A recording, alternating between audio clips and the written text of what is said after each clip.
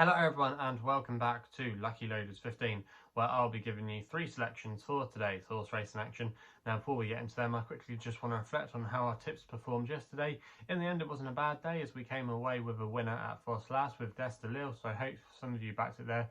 Was always travelling very well and in the end won a shade cosily, so that was a good result for us there. Away from that though, our other 2 selections, Onemanship was disappointing at Foss after travelling into the race very strongly, but he just didn't find for pressure in the end. He did make a mistake as well at a crucial stage as they were just coming into the home straight, which might have just cost him and knocked the stuffing out of him, so that was a little bit of a frustrating one there. And then the same could be said for On to Victory. He was travelling well, looking like he was going to come with a serious challenge, but then he just couldn't pick up after making a bad jump at the second last. So yeah, it wasn't a bad day yesterday. Had a 4-1 winner, was well gambled in the end, so hope some of you were able to find that one. But yeah, it wasn't a bad day, and fingers crossed we can have a good day today. So like I said at the top of the video, 3 selections for today's racing, and we're going to be going to Carlisle for the first one of them in the 210, where we go to their feature race on the card. It's the Graduation Chase, and we've got Manila Drama here taking much of the market, but I'm going to go here with my nap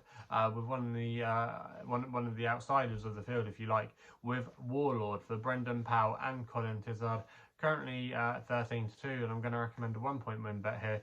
Now I just think Manila Drama is taking up too much of the market in my opinion, even though yes, he finished second behind My Drogo at Aintree and looks like he could be a decent prospect going over fences.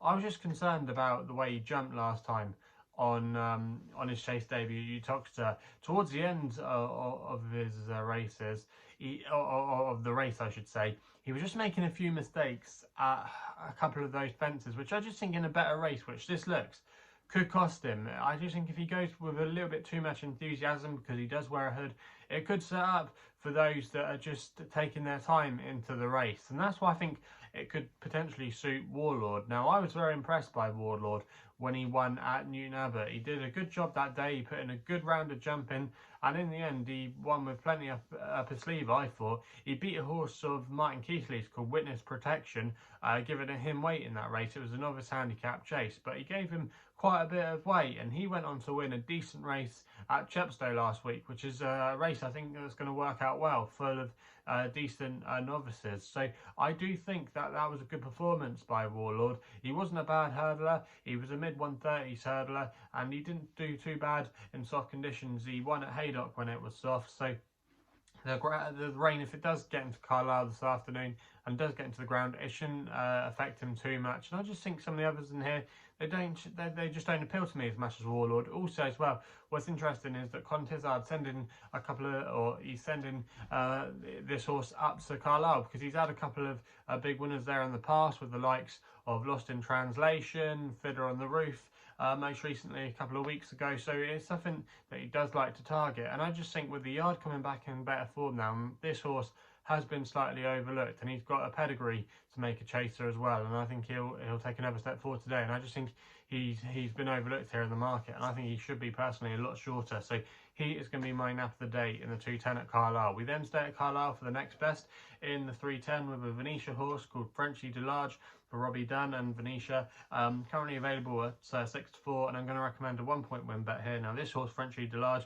is going to be making his chase debut today, but like I say, he's bred to be a chaser, and even though he does have to carry top weight off a mark of 120, this doesn't look a particularly strong race to me. Frenchy Delarge, he progressed very well over hurdles last season, and it was one of those things where just get a bit of experience in swim, but when he goes over a fence, hopefully he should do better. So this should be D-Day for him. I expect him to put in a good performance. The ground shouldn't be an issue as well if the rain, like I say, does get into the ground at Carlisle today, because he does like a bit of juice in the ground. Venetia's horses are starting to come into a little bit of form. Obviously we had Destilil yesterday, they had a couple of other nice winners recently, including a winner here called Hold That Thought, who looks like he's going to be a progressive chaser to follow this season. So I just think there's lots of tickers in the boxes, not particularly original selection, but I do think this horse will take all the beating in the 310 at Carlisle. We then go to the 4 o'clock at Kempton for an extra tip in the lucky last there with a horse called Thahab Ifraj for Caelan Quinn, claiming 5, riding for Alexander Dunn. Now this horse is currently available at 4-1 at the time recording, and I'm going to recommend a 1-point win bet here.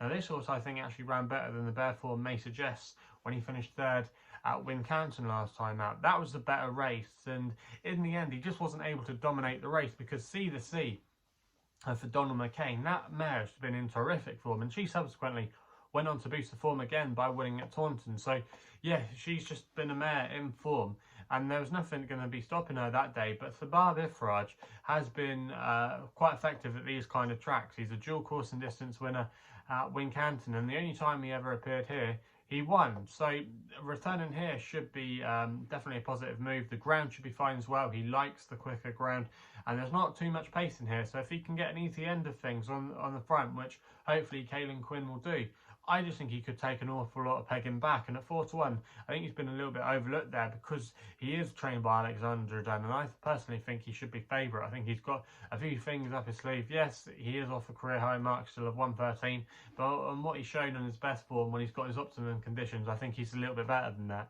So for me, I'm going to recommend him as my extra tip of the day. So there's the 3 selections for today's racing. Let me know in the comments box below what you'll be backing today. If you're still enjoying these videos, remember hit the thumbs up button and subscribe here to my channel at LuckyLoaders15.